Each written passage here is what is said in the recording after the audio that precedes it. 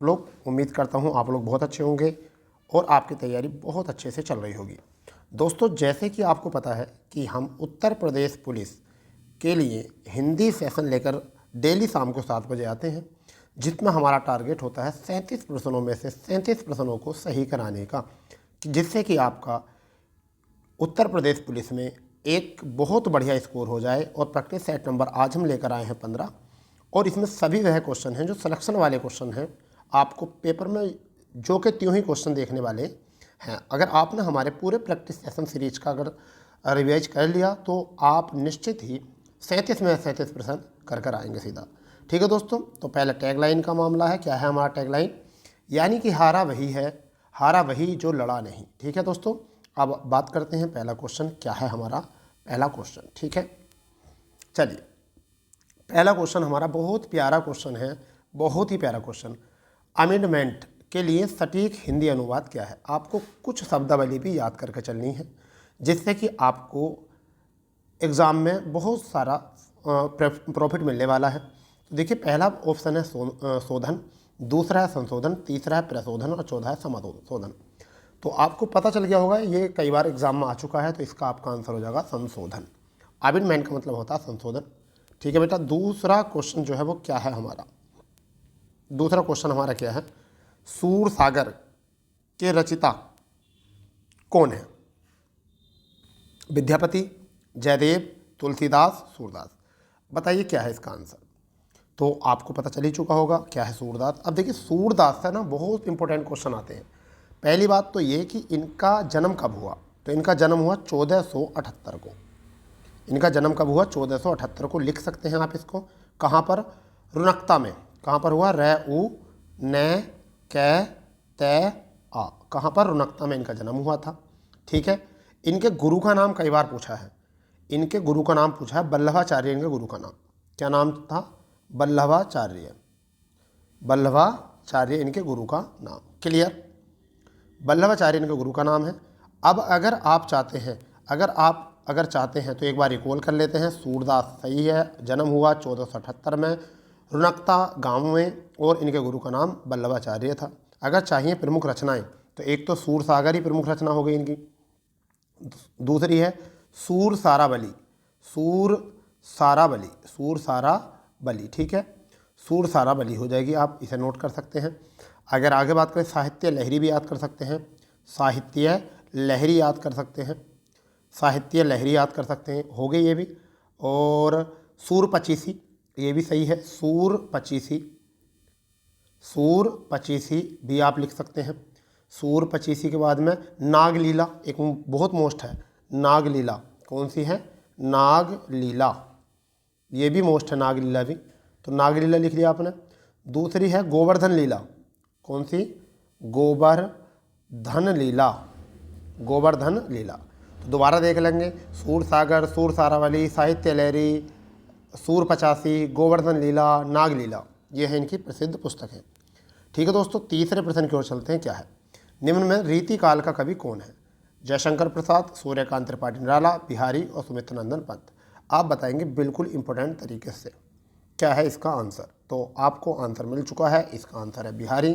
ठीक है भाई, अब मैं बात करता हूँ सबसे पहली बात कि बिहारी, इनका नाम था बिहारी लाल। पूरा नाम क्या था? बिहारी लाल। लाल और लिख देंगे। ठीक है, अगर बात करते हैं रीतिकाल के कवि हैं ये। रीतिकाल का इनका जन्म 1603 में हुआ था। कहाँ पर हुआ था? 1603 में जन्म हुआ था। कहाँ पर? ग्वालियर में। ग्वालियर यानी कि मध्य प्रदेश में इनका जन्म हुआ था, ग्वालियर में। ठीक है, इनके पिता का नाम केशवदास था। सॉरी, केशवदास नहीं, केशव राय। क्या था? केशव राय। इनके पिता का नाम केशव राय। ठीक है भाई। और अगर हम बात करें किनके दरबार में रहे थे, तो जय सिंह, ये जय सिंह के दरबार में रहे थे। किसके दरबार में रहे थे? कालिदास जय सिंह के दरबार में दरबारी कवि थे, जयपुर के। ठीक है भाई, तो देखो कितनी बात आपको यहाँ से एनालिसिस करी है। चौथा प्रश्न देखेंगे क्या है। उसने कहा था कहानी के लेखक हैं किशोरी लाल गोस्वामी, चंद्रधर शर्मा गुलेरी, प्रेमचंद्र और भगवान दास। जल्दी बताइए कौन सा इसमें आंसर होने वाला है, जल्दी बिल्कुल। तो आपका आंसर आ जाएगा चंद्रधर गुलेरी। क्या आंसर आ जाएगा? चंद्रधर गुलेरी। अब बात करते हैं चंद्रधर गुलेरी का। तो जन्म कब हुआ था? इनका हुआ था 1983 को जन्म। कब हुआ था जन्म? 1983 को। सॉरी 1900 नहीं, 1883 को। सॉरी 1883 को उनका जन्म हुआ था। ठीक है भाई।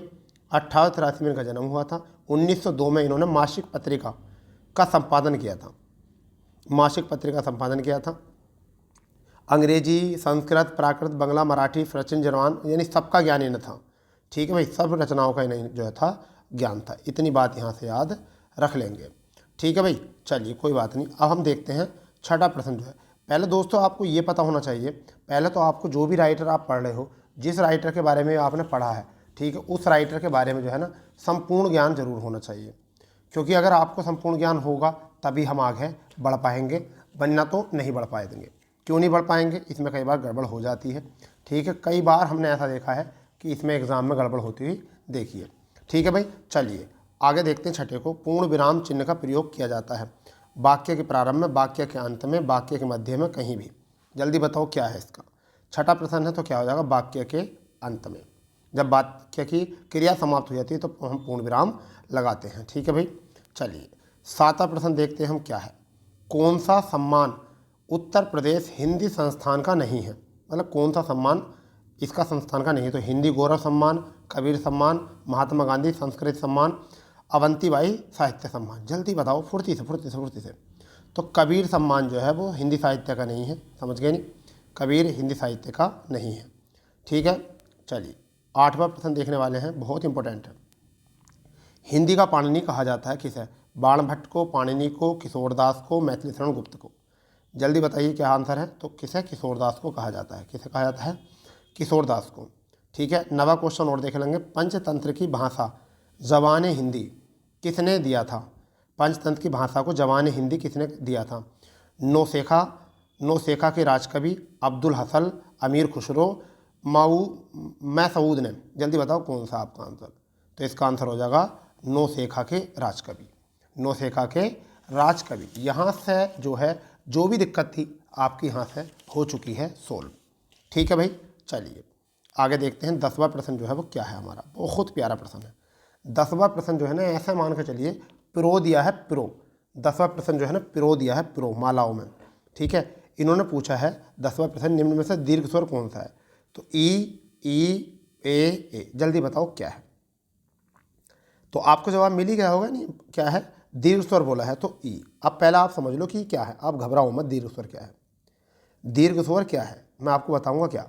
एक तो होता है ऊ, एक होता है ए, एक होती है ई, और एक होता है ऊ, और एक होता है रीर। ये तो होते हैं हिरस्व, समझ लो इस बात को। ठीक है, हाँ। अब एक होता है आ, ठीक है, एक होता है ऊ, एक होता है बड़ी ई, ये होते हैं दीर्घ। ठीक है, अब बचा ए, एक तो ए बचा, फिर एक बचा बड़ा ए, फिर एक ओ, फिर एक बड़ा ओ। ठीक है, ये कौन से होते हैं? ये होते हैं संधि दीर्घ। ये स्वतंत्र दीर्घ नहीं होते, ये होते हैं संधि दीर्घ। ये संधि से बने होते हैं, समझ गए नहीं? समझ लो मेरी बात को क्या करो। जैसे ए का निर्माण बताएं हम, ए का निर्माण बताएं तो किससे होता है? ए और ई से होता है। ए और ई से तो संधि बन गया ना। अब ऊ का निर्माण जो होता है, मतलब ओ का जो निर्माण होता है किससे होता है? वो ए और ऊ से होता है, इसलिए संधि दीर्घ है। जबकि दीर्घ जो है वो कौन है? ई। समझ गए? क्योंकि ये ई का होता है, सहजातीय है ये, इसलिए यहाँ तुम्हें अजीब सा लग रहा होगा। ठीक है, चलिए 11वां क्वेश्चन देखते हैं। निम्न में से अंतस्थ व्यंजन कौन सा है? ग, जय, वै, से। बताइए, जल्दी बताओ क्या है। बहुत बढ़िया भाई, बहुत ही बढ़िया। ठीक है, चलिए तो आपका आंसर हो चुका है बै। मैं आपको बताना चाहूँगा यहाँ पर व्यंजन उन वर्णों को कहा जाता है जिनका उच्चारण स्वर की सहायता से होता है। यानी व्यंजन जो कहा जाता है किसकी सहायता से किया जाता है? स्वर की सहायता से उच्चारण किया जाता है। अगर हम यहाँ बात करें तो 5 प्रकार के होते हैं। कितने प्रकार के होते हैं? 5 प्रकार के। व्यंजन कितने प्रकार के होते हैं? 5 प्रकार के बेटा। ठीक है, एक तो होते हैं आपके स्पर्शी व्यंजन। कौन से होते हैं? स्पर्शी व्यंजन, क्लियर, जो 25 होते हैं। दूसरे होते हैं अंतस्थ व्यंजन। अंतस्थ व्यंजन कौन से होते हैं? ये रे, ले, वे, क्लियर भाई।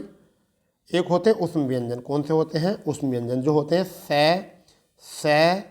से और है। ठीक है भाई। फिर एक होते हैं आगत। कौन कौन से होते हैं आगत? एक तो जय होता है, एक होता है फै। तो आगत होते हैं ये जय और फै। संयुक्त होते हैं 4। संयुक्त कौन कौन से होते हैं? 4। एक तो छः, ठीक है, एक आपका श्रेय, ठीक है, एक आपका त्रय, और एक आपका ज्ञ। ठीक है, तो 5 प्रकार के होते हैं। कौन कौन से? स्पर्शी, अंतस्थ, उष्म, आगत, संयुक्त। क्लियर हो गया? यहाँ से क्लियर। चलिए 12वां क्वेश्चन देखने वाले हैं। निम्न में से अल्पप्राण व्यंजन कौन सा है? ख, ग, घ, ठ। अल्पप्राण, जल्दी बताओ अल्पप्राण क्या होते हैं? तो प्राणस्थ जो होते हैं 2 प्रकार के होते हैं, एक होता है अल्पप्राण और एक होता है महाप्राण। महाप्राण, अल्पप्राण में क्या होता है? 1, 3, 5। महाप्राण में होता है 2 और 4। मतलब ये क्या होते हैं? किसी भी वर्ग का पहला, तीसरा, पांचवा वर्ण जो होता है वो अल्पप्राण होता है। किसी वर्ग का दूसरा और चौथा वर्ण महाप्राण होता है। हमसे पूछा अल्पप्राण, तो पहला, तीसरा, पांचवा देख लो तो ख दूसरा होता है, घ चौथा होता है, ग तीसरा होता है। तो हमारा आंसर क्या हो गया? ग, ये दूसरा होता है। ठीक है भाई। जिन व्यंजन वर्णों के उच्चारण में कम वायु लगते हैं, प्राण मतलब वायु, कम वायु लगे और कम प्रयास करना पड़े, उन्हें अल्पप्राण कहते हैं। क्या कहते हैं? उन्हें हम अल्पप्राण कहते हैं। ठीक है, नेक्स्ट नीचे क्वेश्चन बड़ा प्यारा है। घोष वर्ण कहते होते हैं, इन्हें ही हम सघोष भी कहते हैं। घोष वर्ण को क्या कहते हैं? सघोष वर्ण। ठीक है भाई, तो घोष और सघोष के बारे में सुन लो। घोष और सघोष के बारे में सुन लो, हर एक बात आपको बताऊंगा। घोष और सघोष वर्ण क्या होते हैं इनको भी सुन लो। घोष वर्ण जो होते हैं वो 2 प्रकार के होते हैं घोष। एक होता है अघोष, एक होता है सघोष। ठीक है, एक तो होता है अघोष, ठीक है, एक होता है घोष या सघोष। घोष कह दो या फिर सघोष कह दो। तो जय, ठीक है, आपका घोष में क्या होता है? पहला, सॉरी अघोष में कौन सा होता है? पहला और दूसरा। और सघोष में कितना है? घोष में 3, 4, 5 ये होते हैं। किसी वर्ग का पहला, दूसरा अघोष और तीसरा, चौथा, पांचवा सघोष। मतलब जिन व्यंजनों के उच्चारण में स्वर तंत्रिकाएं झंकृत हो यानी कंपन हो उन्हें कहते हैं सघोष, और जिनमें कंपन ना हो वो अघोष। तो यहाँ पर च, च क्या होगा? अघोष होगा, क्योंकि ये कौन सा होगा? समझ गए नहीं? ये कौन सा होगा? तीसरा वर्ण होगा, तो घोष होगा ये, सॉरी क्या होगा? घोष। अब जबकि क, ट, च ये नहीं होंगे, ये कौन से होंगे? ये अघोष होंगे। ठीक है भाई। चलिए नेक्स्ट क्वेश्चन है 14वां क्वेश्चन। निम्न में से ओष्ठ वर्ण कौन सा है? तो ए, ओ, ई, उ। जल्दी बताओ क्या है ओष्ठ वर्ण? तो जिनका उच्चारण करते समय होठों की उच्चारण होठों से किया जाता हो उन्हें ओष्ठ वर्ण कहते हैं। जैसे पै, फै, बै, ठीक है, भै और आपका उ। तो यहाँ पर कौन सा आ जाएगा? उ। ए जो होता है कंठ होता है, ए यह भी कंठ होता है। ई जो होता है तालव्य होता है। ई क्या होता है? तालव्य। ए कंठ होता है, ए कंठ होता है। उ जो होता है वो होता है ओष्ठ। तो हमारा आंसर मिल गया ओष्ठ। 15वां क्वेश्चन देखेंगे। निम्नलिखित में से योग रूढ़ शब्द कौन सा है? योग रूढ़ शब्द कौन सा होता है? 3 प्रकार के शब्द होते हैं। एक होता रूढ़ शब्द, एक होता यौगिक शब्द और एक होता योग रूढ़ शब्द। तो हमें योग रूढ़ शब्द वो होते हैं जिनका अपने आप में तो अर्थ होता है परंतु खंडन करने पर अर्थ नहीं होता। यौगिक वो होते हैं जो 2 या 2 से अधिक शब्दों से मिलकर एक शब्द बनता है, यौगिक कहलाता है। योग रूढ़ क्या होते हैं? जिस यौगिक शब्द से किसी रूढ़ अथवा विशेष अर्थ प्रकट हो, या 2 से अधिक रूढ़ शब्दों के मिलकर, या 2 रूढ़ शब्दों से मिलकर। जैसे पीला विशेषण है, पर रूढ़ शब्द है, दूध वाला यौगिक है। जलज क्या है? जल में जन्मा, यानी कि जलज का मतलब होता है जल में उत्पन्न अथवा जन्मा, उसे क्या कहते हैं हम? कमल। तो तीसरे तरफ ध्यान जा रहा है। ठीक है, तो यही हमारा आंसर है। बहुब्रीहि समास के अधिकांश उदाहरण इसी के होते हैं। महोत्सव, महोत्सव में कौन सी संधि है? पहली बात तो ये है देखनी है, मगर सही संधि विच्छेद मह प्लस उत्सव, मही प्लस उत्सव, माह प्लस उत्सव, मही प्लस उत्सव। तो आप बता दो इतना। इसमें होती है गुण संधि। कौन सी होती है? गुण संधि। ओ, ए, अर जहाँ भी होगा वो क्या होगी? गुण संधि। ए, ओ, अर। ठीक है, क्या होगी? जहाँ पर भी ए, ओ, अर होगी, यानी कि ए, ओ, छोटा ओ और अर, जहाँ पे भी ये होगा वो क्या होगी? गुण। तो यहाँ ओ है, महो प्लस के उत्सव। तो क्या बनेगा? ओ किससे बनता है? ओ बनता है ए या आ के बाद में, ए या आ के बाद में ऊ या बड़ा ऊ जब होगा तो क्या बनेगा? ओ बनेगा। क्या बनेगा? ओ। ठीक है, ए जो बनता है ए या आ के बाद में ई या बड़ी ई आ जाए तो क्या बन जाता है? ए। और ए आ के बाद में ऋषि आ जाएगा तो आर। तो महा प्लस के उत्सव कहाँ है? आपका है सी विकल्प। ठीक है, 17वां क्वेश्चन क्या है? बैलगाड़ी में कौन सा समास है? द्वंद्व समास, द्विगु समास, अव्यय समास, तत्पुरुष समास। जल्दी बताइए बैलगाड़ी में कौन सा है? तो जिसका पूर्व पद प्रधान होता है और उत्तर पद गौण होता है उसे हम क्या कहते हैं? उसे तत्पुरुष समास कहते हैं। यही हमारा आंसर। आगमन में उपसर्ग है आ, ए आगमन, तो क्या हो जाएगा आ प्लस के गमन, क्या होगा आ प्लस के गमन। क्लियर, हाँ या ना? बहुत बढ़िया, बहुत ही बढ़िया भाई, बहुत ही बढ़िया। ठीक है, चलिए रसोईया में प्रत्यय शब्द है, तो या, इया, आ, अस, तो बताइए क्या है? इया। क्या है? इया। क्या है? इया। ठीक है भाई, चलिए 20वें क्वेश्चन की तरफ चलते हैं। क्या है 20वां क्वेश्चन भाई? 20वां क्वेश्चन क्या है? निम्न में कौन सा शब्द तत्सम है? क्षेत्र, गधा, गाय, घर। बताओ, आपका आंसर मिल गया होगा। तो क्या है आपका? क्षेत्र, क्योंकि क्षेत्र का तद्भव होता है खेत। क्षेत्र का तद्भव क्या होता है? खेत। ठीक है, ठीक है, हाँ या ना? जल्दी बताओ, बढ़िया। ठीक है, ऐसे शब्द जो संस्कृत शब्द से उत्पन्न हुए हैं उन्हें हम क्या कहते हैं? तत्सम कहते हैं। क्षेत्र हो गया, शत्रु हो गया, स्वर्ग हो गया, अग्नि हो गया, ये सब तत्सम है। ठीक है, जिनके ऊपर अनुस्वर लगा हुआ होता है वो भी सब तत्सम होते हैं। आधे वर्ण होते हैं वो भी सब तत्सम होते हैं। ETC 21 कौन सा शब्द तद्भव है? जो सीधे तद्भव की पहचान क्या होती है? ऐसे शब्द जो संस्कृत से विकृत यानी परिवर्तित होकर हिंदी में प्रयुक्त होते हैं उन्हें हम क्या कहते हैं? तद्भव कहते हैं। समझ गए नहीं? अब ऑप्शन है यौवन, निर्झर, जीव, स्थान, तद्भव। ठीक है भाई, तो इसका क्या हो जाएगा? जीव हो जाएगा, क्योंकि जीव का जो तत्सम होता है वो क्या होता है? जिहा, हैपा हलंत वह, जिहा होता है। ठीक है भाई, नींद का क्या होता है? नींद का निद्रा। गांव का क्या होता है? ग्राम। ठीक है भाई, इस तरीके से हम पता कर सकते हैं। 22वां क्वेश्चन क्या है? निम्न में से कौन सा शब्द देशज है? जिसका जन्म अपने देश में हुआ उन्हें हम क्या कहते हैं? देशज कहते हैं। ऐसे शब्द जिनकी मूल उत्पत्ति पता ना हो, अज्ञात हो, परंतु वह अपने देश में जन्मे हो, तो क्या होते हैं? देशज। तो इसमें शब्द पहला गोबर, घोड़ा, हल्दी, कटोरा। जल्दी बताओ क्या है इसमें? तो इसमें आपका आंसर हो जाएगा कटोरा। जैसे कटोरा, जूता, खिचड़ी, पगड़ी, गड़बड़, झंझट, ठीक है, खचाखच, ये सब क्या होते हैं? सब देशज होते हैं। 23वां क्वेश्चन है, निम्न में से कौन सा शब्द विदेशी है? टिकट, मध्य, मयूर, वचन। क्या हो जाएगा इसमें आंसर? जल्दी बताएंगे। इसमें क्या हो जाएगा? टिकट हो जाएगा। क्या हो जाएगा? टिकट शब्द हो जाएगा। ये कैसा विदेश शब्द है? विदेशी भाषाओं से हिंदी में आए शब्दों को विदेशी भाषा कहते हैं। टिकट, आमदनी, इमारत, बम, आदत, पपीता, पीपा, औलाद, अक्ल, दफ्तर, सब किसके होते हैं? ये सब विदेशी भाषा शब्द होते हैं। चलिए 24वां प्रश्न देखेंगे। निम्न में से संज्ञा शब्द क्या है? हरा, पतला, सभा, गहरा। ठीक है, जल्दी बताओ इसमें क्या हो जाएगा? संज्ञा शब्द बताना है, यानी किसी व्यक्ति, पहचान कर लो कि संज्ञा की, किसी व्यक्ति, स्थान, वस्तु आदि के नाम को, गुण, धर्म, स्वभाव को, बोध को करने वाले को हम संज्ञा कहते हैं। जैसे मोहन, कानपुर, दुख, तो ये सब। तो यहाँ पर कौन सा हो जाएगा? सभा। कैसा हो जाएगा? समूहवाचक। हरा विशेषण हो जाएगा, पतला भी विशेषण हो जाएगा, गहरा भी विशेषण हो जाएगा। 25वां क्वेश्चन, निम्न में से सर्वनाम का शब्द है? नींद, रोग, सफाई, कौन। जल्दी बताओ क्या हो जाएगा? तो आपका आंसर हो जाएगा डी, सर्वनाम। ठीक है भाई, सर्वनाम का हो जाएगा डी। ठीक है भाई, चलिए 26वें क्वेश्चन की तरफ चलते हैं। 26वां क्वेश्चन क्या है? इससे बढ़िया क्वेश्चन है नहीं। निम्न में विशेषण शब्द है? लड़कपन, उचित, कठोरता, घबराहट। जल्दी बताओ 26 में कौन? वे शब्द जो संज्ञा सर्वनाम की विशेषता बताते हैं विशेषण कहलाते हैं। तो इस टाइम पर कौन है? उचित है। कहते नहीं उचित समय है, उचित स्थान है, संज्ञाओं से पहले सब आ रहा है। तो जैसे हम छोटा लिख सकते हैं, बड़ा लिख सकते हैं, काला लिख सकते हैं, 1, 2, अच्छा, 3, इस तरीके से सब लिख सकते हैं। तो वो हमारे क्या होते हैं? विशेषण होते हैं। 27वां प्रश्न देखेंगे। निम्न में से प्रेरणार्थक क्रिया है? निम्न में से प्रेरणार्थक क्रिया कौन सी है?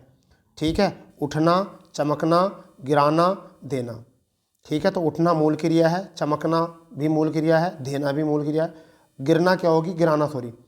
तो गिराना क्या होती है? हमारी प्रेरणार्थक। 2 प्रकार की प्रेरणार्थक होती हैं, प्रथम प्रेरणार्थक, द्वितीय प्रेरणार्थक। तो प्रथम प्रेरणार्थक में लगता है आना। क्या लगता है? आना। और दूसरे में लगता है बाना। ठीक है, तो आना बाना लगे होते हैं। जब हम किसी को प्रेरणा देकर कोई कार्य कराते हैं तो हम क्या कहते हैं? प्रेरणार्थक क्रिया कहते हैं बेटा। और यही हमारा हो गया है सी विकल्प।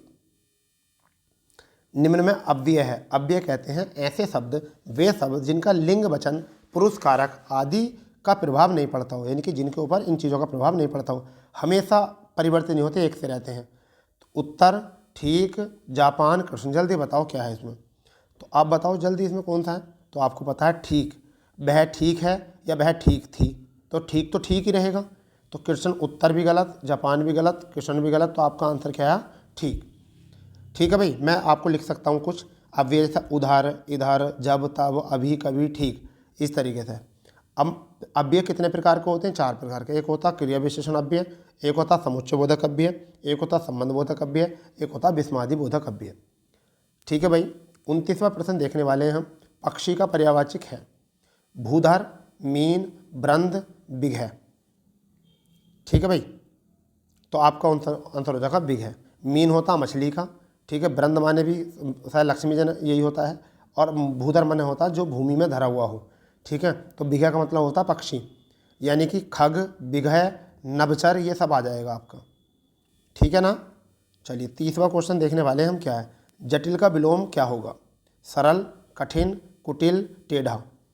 क्या होगा भाई जटिल का? सरल हो जाएगा। ठीक है, सरल हो जाएगा। चलिए बहुत बढ़िया। 31वां देखने वाले हैं। जो देने योग्य है, जो देने योग्य है के लिए शब्द है गे, दे, पे, दान। जल्दी बताओ क्या होता? तो दे होता है जो देने योग्य होता है, और जो दिया जाता है वो दान होता है, जो पिया जाता है वो पे होता है। ठीक है, इसका मतलब नहीं पता। 32वां क्वेश्चन है। दिन और दीन, कल भी आया था ये। तो दिन माने होता दिवस और दीन माने होता गरीबी। तो आपका आंसर क्या होगा? ए विकल्प बिल्कुल करेक्ट हो जाएगा। 33वां प्रश्न देखने वाले हैं। 33वां प्रश्न क्या है? निम्न में से कौन सा शब्द अनेकार्थी है, जिसके अनेक अर्थ हैं? ठीक है भाई, अनेक अर्थ हैं, वो कौन सा होगा? तो आपका हो जाएगा साहस, दूसरा है पुस्तक, अंबर और बालक। अनेकार्थी है तो साहस यहाँ पर हो जाएगा। साहस का मतलब क्या होता है? अंबर। साहस का मतलब जो होता है, सॉरी साहस तो नहीं होने का, अंबर होगा इसका, सॉरी साहस नहीं होगा, अंबर होगा। अंबर होगा भाई, अंबर। अंबर में का मतलब क्या होता है? आकाश भी होता है। अंबर का मतलब आकाश भी होता है, अमृत भी होता है, और वस्त्र भी होता है।